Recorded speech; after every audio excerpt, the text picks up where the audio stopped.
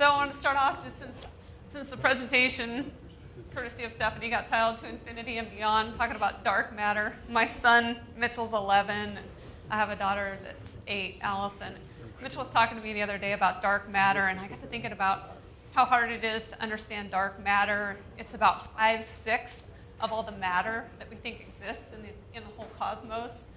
And so there's a lot of unseen stuff. You talk about unseen architecture and unseen design. And I thought, gosh, it's so tough right now for them to study the cosmos. This is an image of gamma rays collected over 5 years from a Fermi telescope that's up in space. And it's tough also to do research on the unseen, the microbes in our world, and infectious diseases, which is really a passion of mine. So I just thought of the corollary there. It would be so nice if we could do all kinds of experiments on people without doing harm to them. You know, there's all the ethical barriers, but it would be wonderful. We could learn so much and advance so much, and it's kind of like trying to do experiments in space and understand things like dark matter. A couple of years ago, great blessing in my life, I went to Chelan, Washington. This is on the road there. The great thing about going to Chelan is that's where I met Stephanie. And interesting thing on the way there are these rocks that just get deposited out in the middle of nowhere. And of course, my first thought always was, yeah, these are from the glaciers, right? The slow-moving glaciers over time that deposit rocks in the area. There's some other interesting terrain. There are these holes in the ground and these big open channels that have this little gravelly bottom to them. And this stuff, we talk about skin and wound healing. This area is called the scablands of eastern Washington. Very unique terrain. And people got to wondering, well, what in the world caused all this stuff? And people at the time, this is back like in the early 1900s, thought that this came from that slow erosion of wind and water and glacial movement. And there was a geologist that moved from Chicago out to Seattle to teach, Harlan Bretz. And Harlan had this background in this kind of evolutionary work, and he said, you know what, this is not right. This stuff came from a really big, profound flood. That big boulder that you saw back here is made of granite, and there isn't any granite anywhere around. The whole area is basalt. And so you're not going to get glacial movement of granite like that. And these channeled scablands here, that looks like a big flood that happened. And so he had this theory that came out in the 1920s about it, published a paper. Everybody thought he was crazy for years and years. A guy named Joseph Pardee helped him fill in a missing piece, which was, where did all this water suddenly come from? And he had discovered and published a paper clear back in 1910 about this lake, this gigantic lake called Glacial Lake Missoula that was all the way over in western Montana. It was enormous. It was about 500 cubic miles worth of water. And these are just some ideas of what happened. The Clark Fork River flows out of Montana here. This is the river. And what they think happened is this big ice sheet came down and blocked the river and dammed it up and created a huge lake. And eventually, with hydrostatic pressures and things, the water in the lake actually lifted the dam out of the way and breached it. And to give you a sense of the flood that happened, I look back at the 2011 tsunami in Japan. The wave was 128 feet high. It was enormous. It went 6 miles inland. The wave that came from the flood of Glacial Lake Missoula was, 604 feet is the height of the Empire State Building, or not Empire, the Space Needle in Seattle. The wave was about 400 feet, so almost the height of the Space Needle, and almost 3.5 times bigger than the tsunami wave in Japan. And the entire lake, which is like 13 times the flow of the Amazon River, made it all the way out to the Pacific Ocean in a matter of hours. Massive cataclysmic flood, not very well believed by people, but pretty profound, something that really surprised people. And it wasn't until Bretz was 96 years old that he was given the Penrose Medal for his thoughts and discovery at the time. And it created the largest waterfall ever known in the history of the Earth, which is 5 times wider than Niagara Falls. And this is on the way to Chelan. This is Dry Falls. And you can see where this cataclysmic flood just wiped everything out. And in fact, now we know that floods like this happen in several places around the world and happened again and again and again as the river got redammed and the floods happened multiple times. This was about 12 to 15,000 years ago. And at Dry Falls, there's this great plaque to Harlan Brett's. Ideas without precedent are generally looked upon with disfavor, and men are shocked if their conceptions of orderly world are challenged.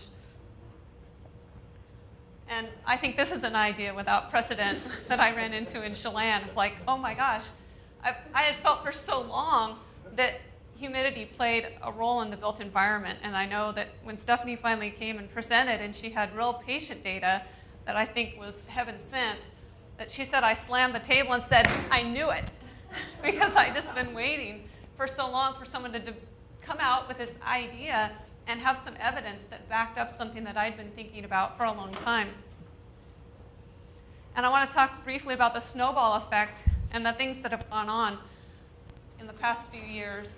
I talked to a guy, he came up to see me after a presentation.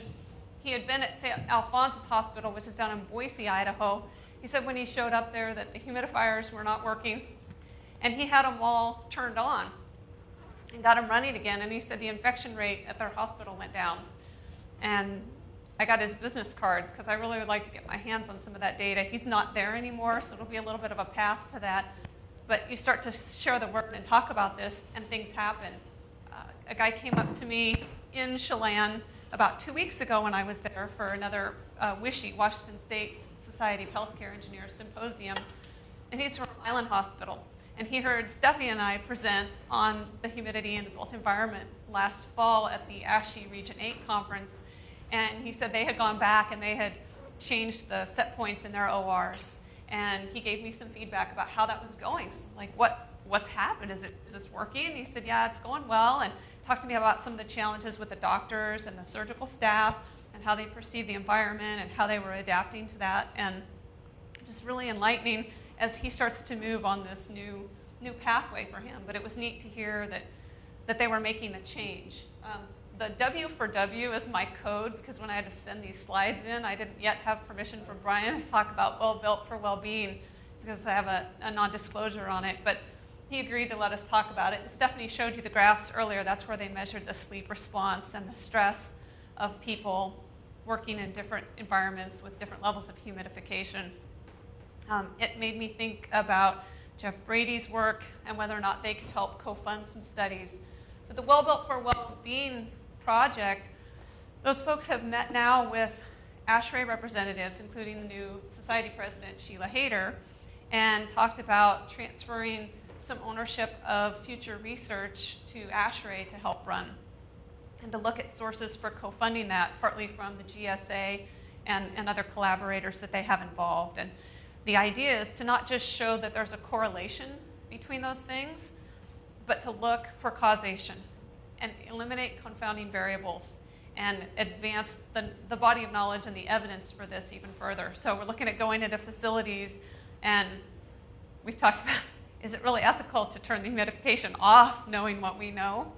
I'd rather find a facility that didn't have it and then put it in. But you could go both ways and then see what those impacts are. And I'd also like them to do some checking on how long does it take before people start to really notice the impact. And I'll tell you why that matters here in a little bit. The Arbor House is the assisted living memory care research that Stephanie did, and then there's the preschool information. Damon, I hadn't heard all of your stuff yet, but I knew it was going to be great, and I just knew it was going to be validating for the humidity and the particulate study that you did. So that's come up, and that was something that last year said, yeah, we're thinking about doing that and moving that way, and we shared ideas for that. Sacred Heart Medical Center in Spokane, Washington.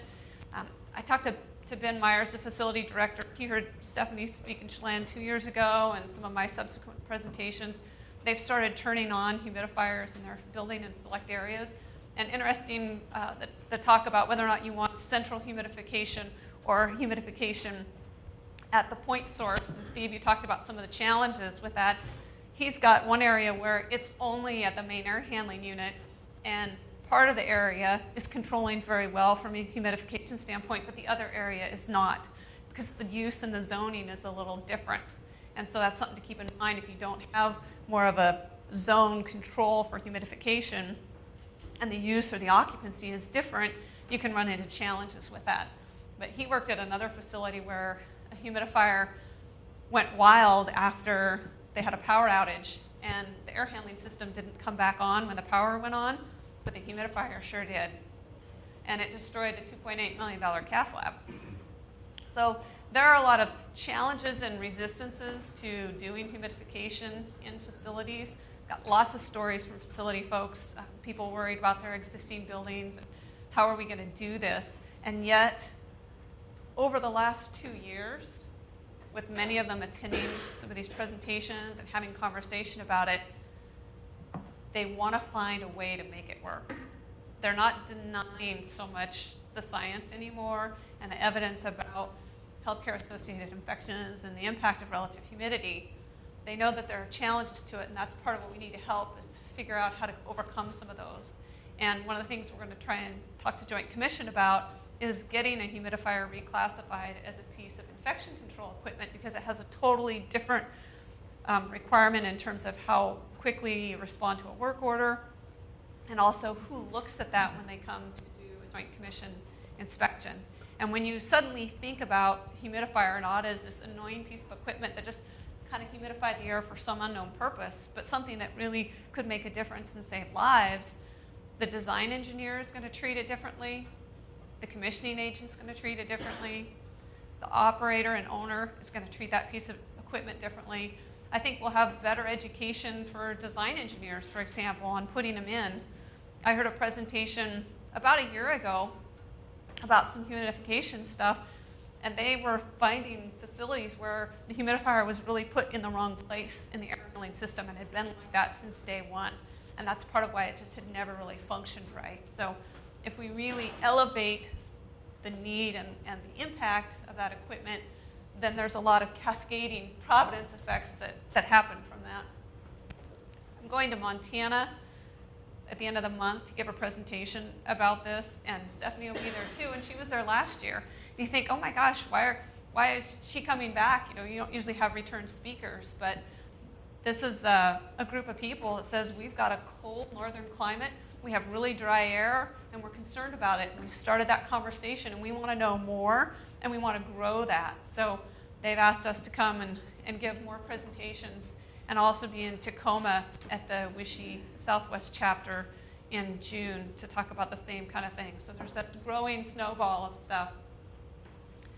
Lastly, I do a lot of work at Kootenai Health over in Coeur d'Alene, Idaho, the Cardiac Care MRI project, which Todd, you remember when you were there. The humidifiers got turned off eventually. They'd had some difficulty with them in terms of maintenance, and they fouled up, and so they were off. And one of the other areas in the hospital also didn't have it on. And I'm happy to say that now they have reviewed and replaced those and upgraded that equipment, and they have that operating. They did change orders on a couple of projects to go ahead and add humidification back into the central air handlers where they were going to delete it because it wasn't required by code. And they also, and this sometimes shows you just ask the question and maybe somebody will do it. I said, have you guys thought about taking the NICU and upping the relative humidity set point from 30 to 40% and seeing what happens? Okay, so that's the next thing that they're doing. They're going to collect some information and see what kind of an impact that has. So sometimes just asking your facility or just making that change and then seeing what happens can be impactful. I had a son who spent 6 weeks in the NICU, so I know what it's like to be there every day and watch all that stuff go on. This is one of the things that's going on in ASHRAE that I wanted to share with you. ASHRAE has technical committees, and technical committees have numbers in ASHRAE. 9.6 happens to be healthcare facilities. I'm the vice chair of that, and we have a subcommittee on infectious diseases that I've been able to chair for the last few years. And part of that subcommittee work is creating this technical bulletin. And what we want to do is give some guidance to the industry on what do you do when the relative humidity goes outside of certain ranges. There's a debate to start with about should that range be what is code? What happens when it goes below 20 or above 60? Or should that be guidance on what to do if it goes below maybe 40 as a best practice and above 60? And so we're having discussion about that. I would really appreciate your discussion and input and thoughts about that. And then thinking, okay, how long do we wait? If the humidifier breaks or something fails and it starts to get drier and drier and drier in that space, how long do you go? There's a lot of variation I've learned in the industry. We've got some folks from Kaiser Permanente on the committee lending their expertise, and others who have said, okay, we've got something that happens after 4 hours, or maybe it's 8, or maybe it's a day. And then what do you do? Do you just start to work on something? At what point would you actually start canceling procedures? And so we're trying to base that on some research and some grounded information. And I started collecting a little bit in my notebook about all the different places where I've heard people say, here's how long before you like 6 hours before you start to see a vision issue that could affect the surgeon or the surgical team. As little as 3 to 4 hours before you start seeing things like impacts of dry eyes and scratchy throats and things. So working on that. We've also got a group looking at a technical bulletin just to write up what are those overall things that justify having good indoor air hydration, and then looking at operations and maintenance, and a technical bulletin on commissioning and startup for humidification. So trying to up the overall level of knowledge on those systems and share that with design professionals. And then I've talked with Jonathan Flannery, ASHRAE, about partnering up with them and not only releasing these as technical bulletins in ASHRAE, but then issuing them as monographs through ASHRAE, because then they reach a whole different audience. And that's something that I want to touch on real quickly. I was talking with Paula the other night about some of this humidification stuff, and she was asking me, well, what peer-reviewed medical literature has this been in? And I thought, oh, well, I remember you wrote the article in Engineered Systems, and we've had some webinars, and it made me think about how different people, especially in this room, get their information from different sources. And so if you want to communicate information and spread the word, you have to think about, well, what publications are people going to? And we can change our own behavior and say, maybe I should look at some medical journals more often instead of just my engineering journals, but recognize that not everybody is really going to be able to do that. And so we want to make sure that we try to publish or get information out to different groups and have that crossover. And that's part of what's so great here is we're in this room sharing these ideas, and you've been exposed to something that very few people have been exposed to, some of these changed ideas and new information. And so it really behooves us and is our responsibility, I believe, to go out and share that information and collaborate and spread the word so that more and more people learn about this. This is my glacial Lake Missoula. This is the old way of getting moisture into a hospital, is cleaning the floors with these big machines. And somebody mentioned that one time, and I thought, oh my gosh, just think of how much moisture. That was my missing piece, where did all the moisture come from in the healthcare facility? And it makes me think about unintended consequences. And I thought it was interesting just how many times I heard that term. And it makes me very happy to think of more and more folks cognizant of what those unintended consequences are. But we put in really great flooring now in hospitals that doesn't require this kind of cleaning. And as a side effect, we dried out our buildings. And we didn't know that that was going to happen. I took some notes during other people's presentations, and I found several instances where we had, hopefully I can find these quickly, where we had what I called a push-pull on things, where we did something and then later it wasn't the best. We talked about, Roel, you talked about 24-hour discharge times, right? Getting patients out of the hospital so they're not in that environment. And you're going to have that other side where you've got people that are now family members may be more burdened with care of somebody, or a person who could have some sort of a complication later and they're further away from healthcare. So you've got to try and address that.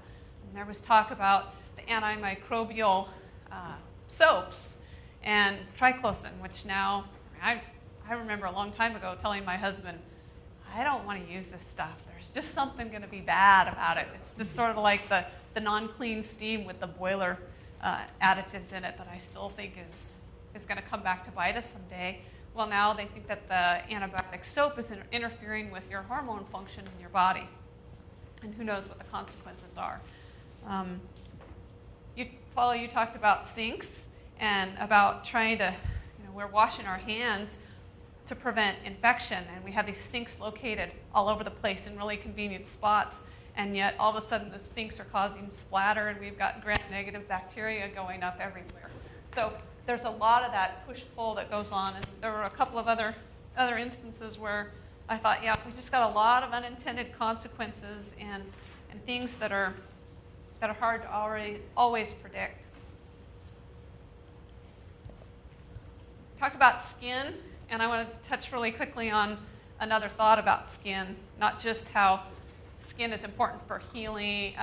You've got your wound protection, and we talked about burn units. And I was alerted by Stephanie about some studies done in Japan on the skin, and that when skin gets dry, it produces more cortisol, which is the stress hormone, and could lead to some whole body inflammation issues. But I also want to talk about skin in the game. And J. Harlan Bretz, that came up with the whole idea of glacial Lake Missoula flooding all of the Pacific Northwest, he was a big fan of being out in the field, of skin in the game, taking measurements, real data, and he was not fond, and wasn't shy to say, that he was not fond of kind of the armchair theory person. And so he really wanted you to get out there and test things and try stuff. And I've taken that to heart. I've been playing around in my house a lot, especially the last year. I've got humidifiers. My hunting partner's got a humidifier now that he's put in there, and he's talked to me about how his symptoms have improved. We ran ours in a couple different places in the house and measured the levels. And the 2 times when I turned it off, we all got colds, really. And I also did some experimenting with the whole idea of condensation, the big concern that I heard from facility people about, oh my gosh, if we humidify up to 40% and it's cold outside, we're going to have mold in our house. And I don't think I have any mold, but condensation is what happens when the dew point temperature gets below, the temperature of the room gets below the dew point, and you condense moisture out of the air onto surfaces. And that's when you have liquid moisture, you can grow mold, because mold doesn't take moisture from the air. And this is just a quick diagram of showing how the temperature in a wall drops as you get closer to the outside. And if you get the temperature of that crossing the dew point, that's where you can get condensation and get mold. So that's the window in my bathroom. I have a big, tall window with a vertical blind that I keep down all the time. And hop out of the shower. I figured out that in a typical shower, I can get it up to about 85% RH in my bathroom if I don't turn on exhaust fan. And I get this nice sheen on my window if I raise it up. The first time I really checked this, I really did have just a little bit of mold down in that area. And I got it all cleaned out, disinfected, and started doing some experiments. But I added some nice perimeter heat. My IQ hair dryer, it's an insanely quiet hair dryer. And it's amazing how quickly that goes away. It really doesn't take much at all to get a nice clear view. So my point is you can just do experiments at your house with your family, and I'm willing to play around with my own home to see what this impact is. So a little bit of skin in the game. I'd like us to remember to be mindful of what matters most. As professional engineers, we hold paramount the safety and health and welfare of the public. And as physicians, we do no harm. So we have some real overlapping in terms of our mission and our creed. And people that are working on buildings need to be thinking about, when I go from room to room, am I washing up between rooms as I'm doing maintenance? As owners and administrators and clinicians, are we now asking for this relative humidity to be increased in our building? Are we asking that of our design teams? And as engineers, are we designing things well and thinking about unintended consequences of the way we design things? And as architects, are we viewing the rest of our design team as people that we can collaborate with and not just people who make big pieces of equipment that get in the way, and really working to share ideas on how we can control infection and limit that. So there are things from an infection control standpoint that matter that we can all make an impact on. And all these different people play a part of that. And then getting kind of near the end here of my presentation, my kids, I found out a little while ago, didn't know what candid camera is. How many of you know what candid camera is? So I thought about it for a while, and finally I got online and I showed them some YouTube videos. And I came across this one that was people in Pet MD. And if I were more talented, I would play the video for you, but we also wouldn't have time.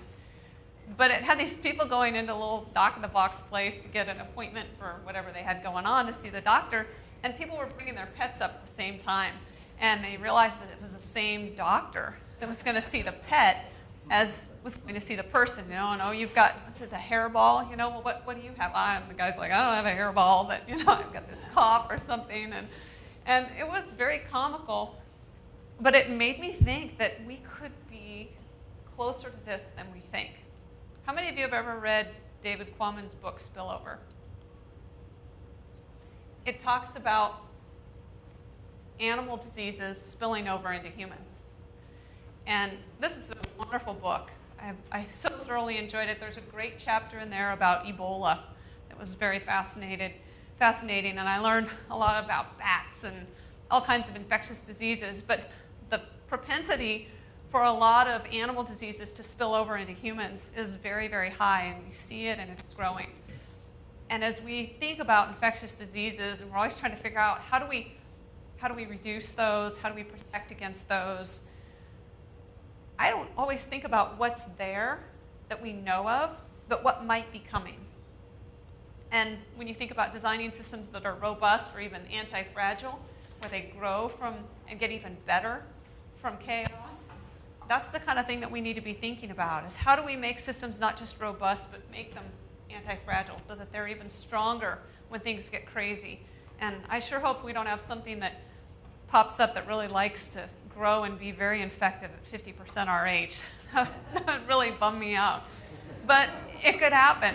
And so we just have to be aware of that there are things on the horizon that we can't imagine that would be like what Brett's told other people, you know, something you hadn't even considered before that was totally out there and not so imaginable. And yet we hear of records being broken all the time. The tallest this, the longest this, the fastest that. It's not that big a deal for us if we hear of a temperature record happening in our city. So why wouldn't we think that we might not see an infectious disease or something new like that? So my point is that kind of craziness really happens more than we think. So I'd like to move ASHRAE, Standard 170, in a different direction. They had some really good reasons for lowering the relative humidity limit. And we have new information. We have new ways of testing and looking at information that has been there in the past. And we have new studies that are coming out, and the snowball effect, we're seeing more and more evidence for that. ASHRAE has a procedure to request a revision to the standard and submit that to the committee, and I've been talking with them about doing just that. One of the challenges is to decide what is a code minimum, which is what goes in that standard, and what is a best practice, which might exceed code minimum but doesn't go in that standard. And I had one person tell me the other day they weren't really sure just how much harm we were doing with dry air. Are we really doing that much harm, and would that outweigh the harm that we would do if we added these humidification requirements and got ourselves into problems with mold?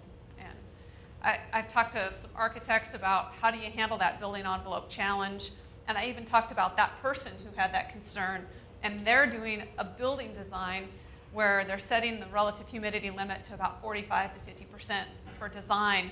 They got a building envelope consultant, and the project has gone very well. And I was asking him, how hard has this been? I followed up with him, and he said, it really wasn't that big a deal. We got this. We know how to do this right. It's not that the knowledge isn't there. It's just that some people don't apply it very often. So my hope is that we can get there and we can do it, and we need to show that that need and that harm that comes from the dry air is real and help quantify it so that we can make that judgment about where does that go in the standard. Is it in a normative appendix in the back, or is it really something that changes in the table? So ordinary life doesn't interest me. Stephanie and I did a presentation, Infection Superheroes, so I found that picture and I thought I would show it again.